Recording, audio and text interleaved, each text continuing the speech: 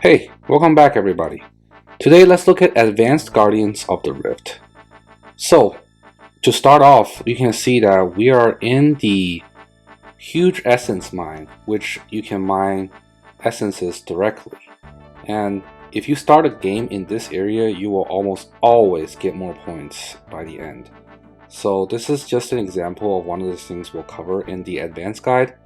There is a solo guide, which I'll link above, and a beginner's guide, which I'll also link above. This is a table of contents that I will cover in this video. The first one being the different methods I mentioned. There's even an AFK method for very low points.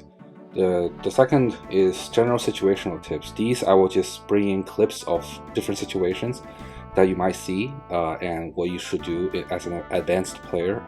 And 3, we'll do a mobile run and talk about some tips that you can do there as well. So let's jump into the different methods. I won't be covering the solo or the beginner methods here because I have separate videos for that, but I will be covering the advanced mass method. And in this method, it's where you basically ignore making essence and you focus only on strong and overpowered cells. Only when there's no strong overpowered cells do you go make essence. And we'll see that in our first gameplay. The cell method is where you focus on the strong and the overcharged cells, and the reason it works is because in this table you can see that if you were to make a guardian from a strong or overcharged cell, that's between 27 and 45 points. If you were to strengthen a shield, that's 13 to 22 points, but that's in each category, so it's actually 26 and 44 points, etc. Start the game in the portal area if you can. If not, that is fine, but you should always try to activate any of these barriers that you see that are unactivated. The reason being is that each time you use a weak cell to activate a barrier initially, that is 17 points in each of the catalyst and the elemental categories. Also, if these shields are not active and no one else is activating them, you will lose the game because the first wave of abyssal minions will break these weak shields and actually just kill the guardian. Here you see I've already put up 3 weak barriers and I still see one more, and I'm gonna go for it because, as mentioned earlier, each barrier is worth 17 points in each category, which is essentially the same thing as 17 essence.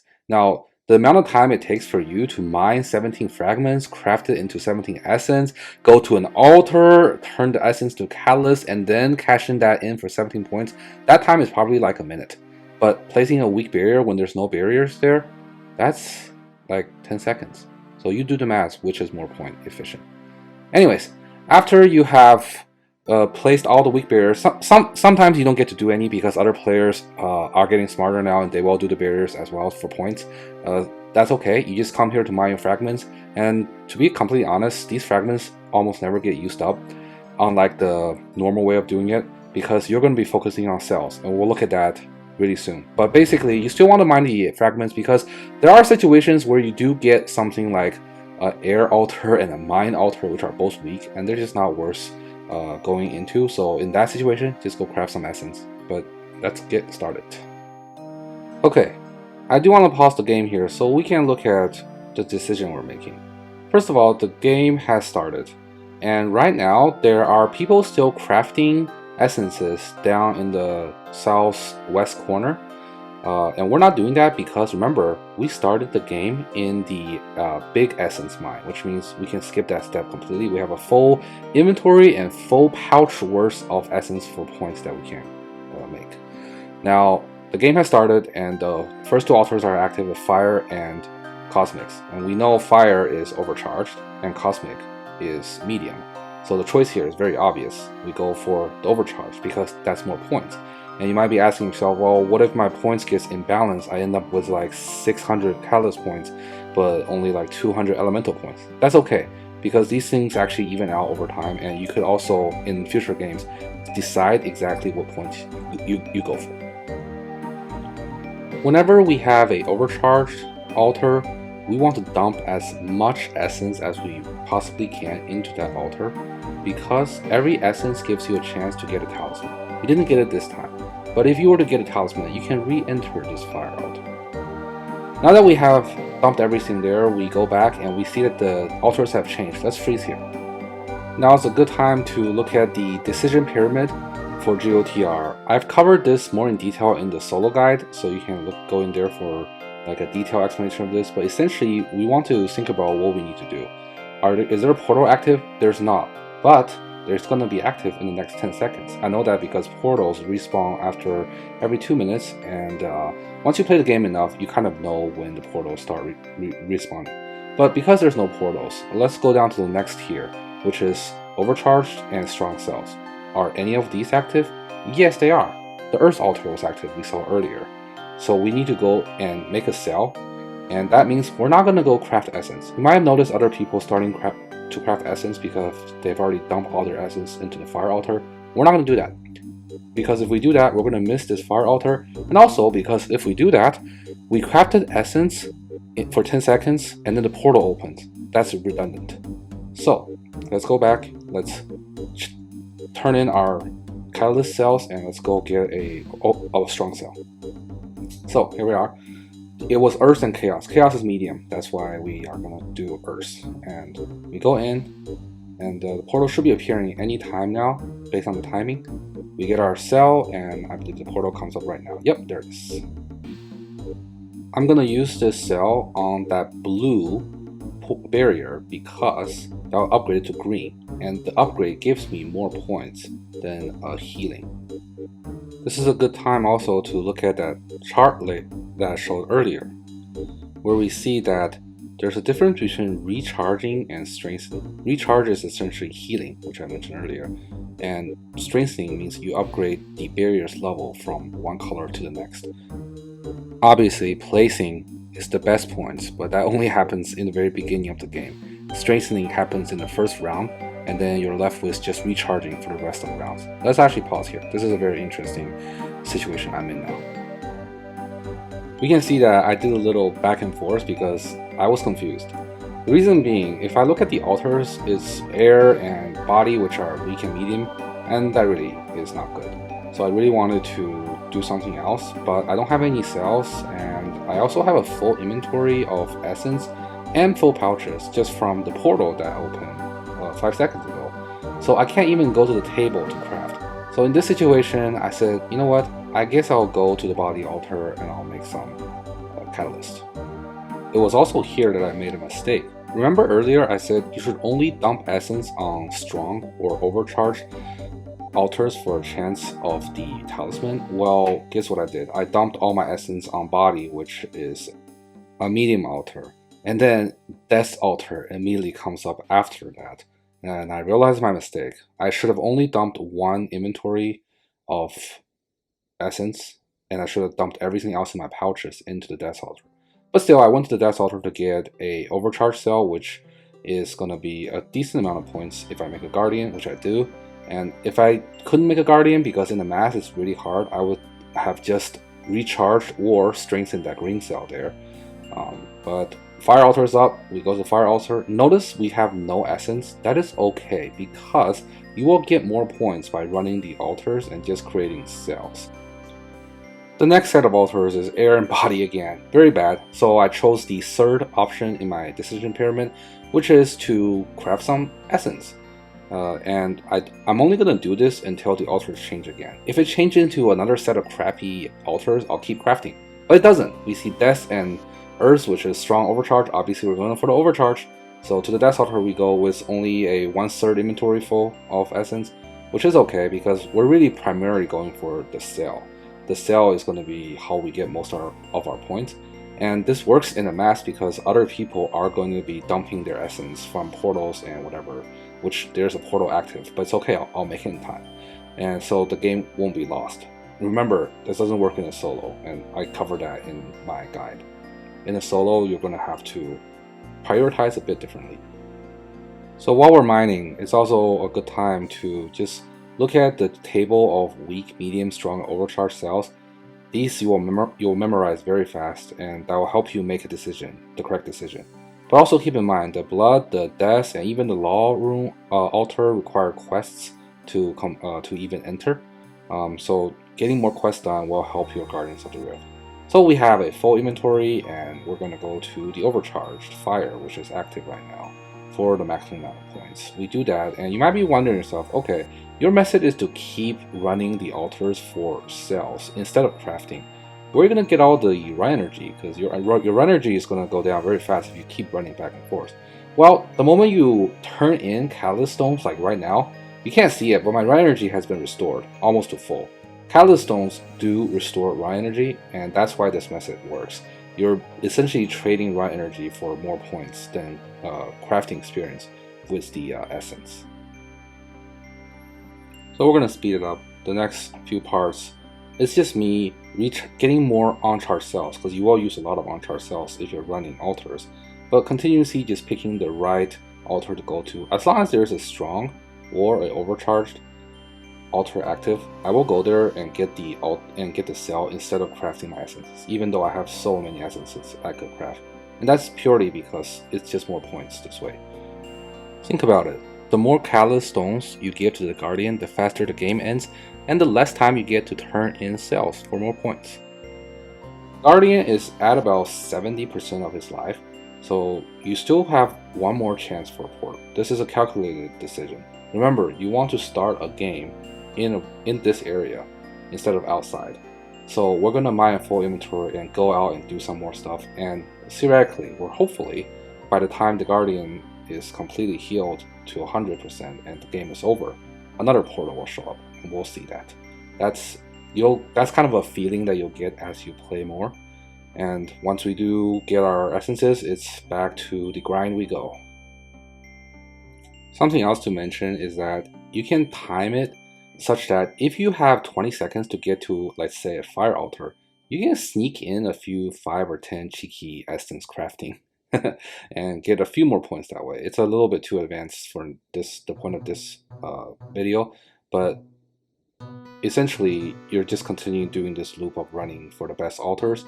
And in the video here, I get air and blood. I don't have Sins of the Father done, so the only option I have is air, which is bad. So crafting essence I go, and because I had leftover fragments from earlier, I can craft a whole bunch of essence until the altars change again, and I can go and get some more catalyst stones and cells at the same time. I also got a talisman there finally, but it's the end of the game and there's a fire altar up, so I'd rather you go to the fire altar instead of going to the talisman.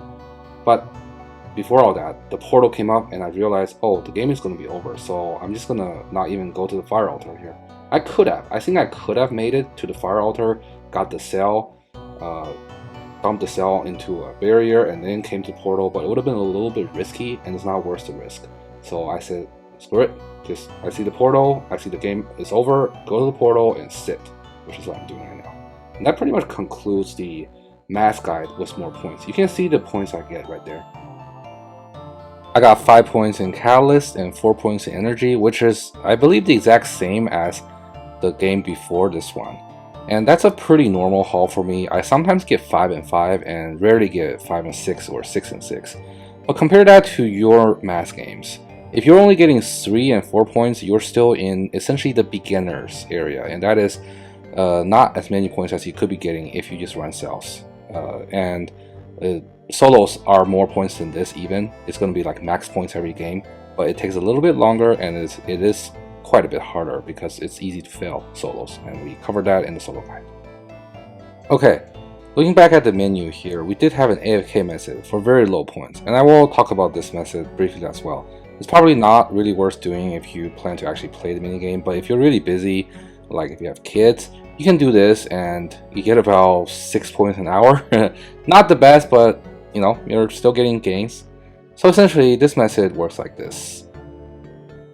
You really want to find a world that is a mass, but also kind of low in population. The reason being, you want to be the one to activate most of these initial barriers. And remember, each initial barrier is 17 points for placing a weak cell, essentially. And if you activate all of them, that gives you 100 points in each categories, and you can straight up AFK, and we'll see that there. Now, most of the time, this is not going to happen. Most of the mass worlds, there are people who will activate cells. Sometimes you won't even get a single cell to activate. That's okay as well. The whole point of the AFK method is don't go for max points.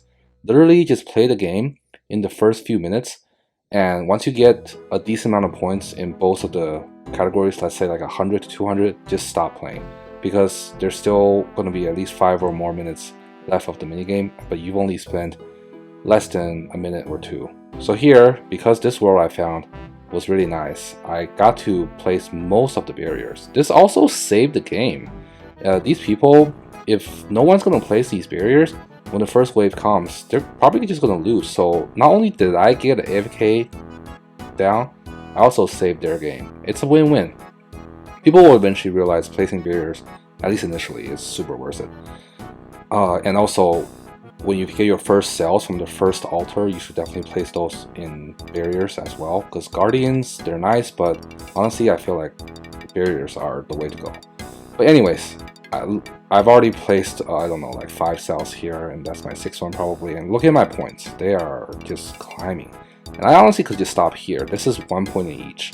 So I could I could AFK here and just stop moving. But you could also choose to make some guardians if you want. These are only 6 points each, unfortunately. Very low. I did it just for fun, but honestly, don't make weak guardians in the beginning of the game.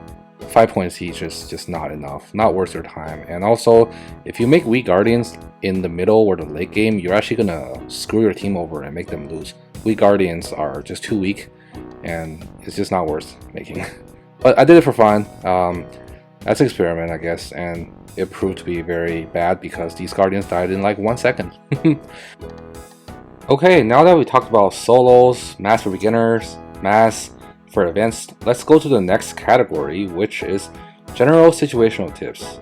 And the first one, we can actually just continue this clip because this is one that a lot of people don't know, but you can actually mine dead guardians for essence directly, not fragments, essence. And we're gonna go see that right now. So once I made these weak guardians, just for fun I guess, I go here and there's already a dead guardian. I can mine it directly and look at my inventory. I'm getting essence, not fragments. And these will last for a little bit of time. So this is also like a niche method where you make guardians and you let them die and then you mine the essence. But it's kind of hard to time. I just wouldn't recommend it. But it's interesting, right? You can even consider this a form of portal because it's the same as a portal. Look, I'm mining essence, putting them in my bags, and once I have a full inventory, I can go to the altars. Here's an interesting tip. You can enter the altars from the backside as well. So right here, I've got a full inventory and law is up, which is strong. I go to law altar from the backside, not the front side. It works as well. So this is probably a method that I could explore a bit more, but I didn't want to because something you guys might not notice is the frontal shield is down and the Guardians is losing health. We're actually losing, and you know why? It was because I created those weak Guardians. So I will admit I'm sorry to this particular game at this particular time. I basically drew the game. Look at all those abyssal creatures attacking the Guardian. The health is going down super fast and we're essentially going to lose. So sorry to anyone who was in this particular game. It's one game. I'm sorry. Get over it. Your sacrifice was used for learning purposes.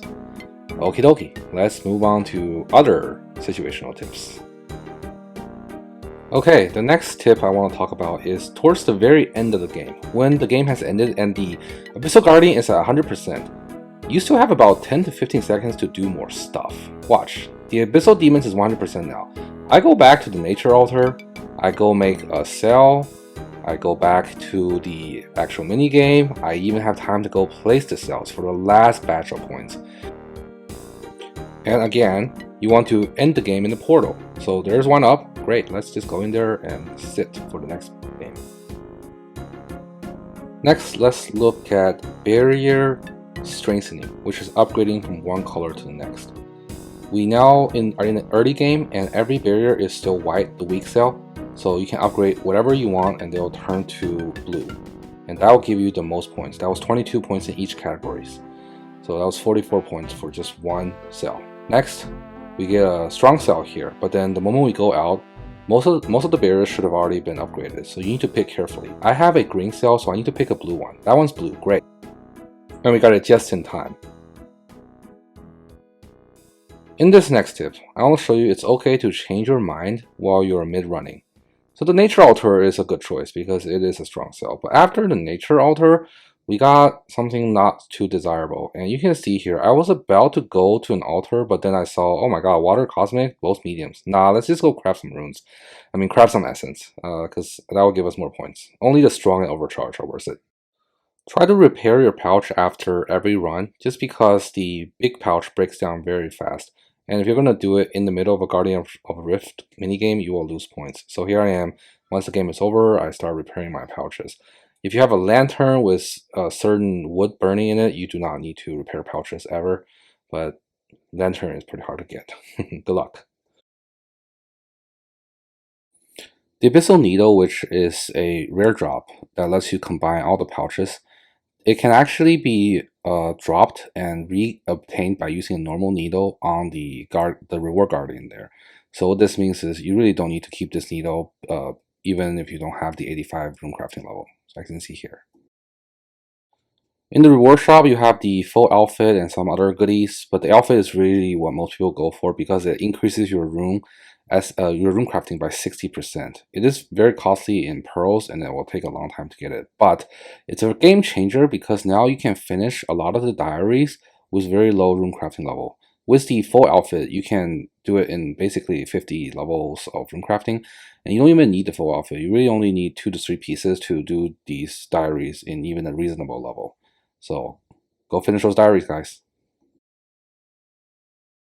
When you're not doing Guardians of the Rift, you should be getting Stardust from the Fallen Stars minigame because a Celestial Ring will help your minigame gains through getting more fragments. And you can do this in free-to-play because it's better Stardust in my opinion. Look at here, I have 2 alts that I use to scout stars. They are there. And once they scout a star, my main account will go and mine it. There is also a free-to-play CC that you can use to find stars, but it's less AFK. So this method, the free-to-play stars, if you find one yourself through hard work, you can stay there for honestly more than 2 hours sometimes, the whole duration of the star. And you will use quite a bit of charges in the minigame for mining both the fragments and the big essence mine. So here you can see I'm already mining a star I found earlier, and I also found a second star just ready for me to mine after I finish this one. And that's the CC there. There's multiple CCs. The one I use is called Star Miners, and it's very good, but it is not AFK. Lastly, let's look at the final topic in our content, which is a mobile run. Here I have a mobile game up. The strategies and things you need to do are pretty much the same, but there's few different tips that I can give to make your runs smoother. So one of the first ones is definitely the tap to drop. So that button right there, you need to set it up so that you are tapping to drop. And the reason for this is that when you have runes in your pouch and you drop your pouch, it doesn't actually drop the pouch. What it does is it takes the runes out of the pouch. We'll see that in a bit. But you know, the game is starting and it's the same for like a normal game in a PC. You want to get as many barriers up as possible for that juicy 17 points. You can see that other people are having similar ideas, but we can speed it up until I show you where the tap to drop really comes in handy. So because we were not able to start in the big essence mine, we want to start mining fragments. The first game you play every day has to do this because you cannot start in that area. But anyways, when you're starting in a big fragment area, you want to leave here at around 40 seconds left because that is the amount of time it takes for you to craft a full inventory of essence. Depending on how many people are in the world and how good your phone is, it might be a little laggy as you can see here. So mobile can be finicky sometimes.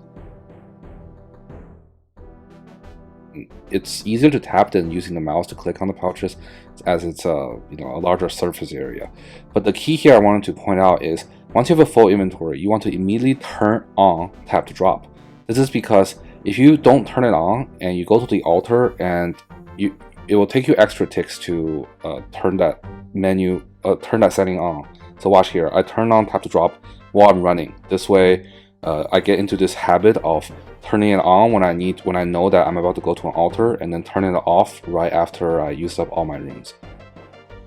After I'm done, I need to find an opportunity to turn that setting back off, because the next thing that's going to happen is a portal is going to come up at some point, and I'll be mining a bunch of essence, and I'll be needing to put those essence in my pouches. And if you are still on the tap to drop menu option, then instead of putting your essence in your pouches, you'll end up not doing anything. So here I've turned it back off when I found an opportunity because the portal is coming back up. Essentially, you want to get into a habit. Personally, I haven't done too much mobile Guardians of the Rift, so this was the biggest thing I found. And if I find anything more, I will be sure to share with you guys, maybe in a subsequent video. But this actually concludes all the content I wanted to share, at least for now, on Guardians of the Rift. I personally am going for the full outfit, that way I can complete diaries. And that is very nice for me because those diaries, I didn't think I would ever get to them, as I was only using Tears of Gussix to train runecrafting. This minigame has definitely changed runecrafting for the better, for sure. And I'm definitely having some fun doing it, but it does get repetitive after a while, so try to change it up if you can. Do some other stuff in between, not just my Stardust. You can see my stack of Stardust is already very, very high. But I hope everybody learned something from this advanced guide, and if you haven't already, check out my beginners and my solo guide as well. I would really appreciate it if you hit this button to like and subscribe. It really helps and motivates me to make more guides for you guys. I love it when someone PMs me in game and says, hey, that guy was really helpful to me. I love to hear that from you guys, and love to hear anything else that you guys want me to make guides on. So have a great day, everybody, and enjoy Guardians of the Rift. Bye.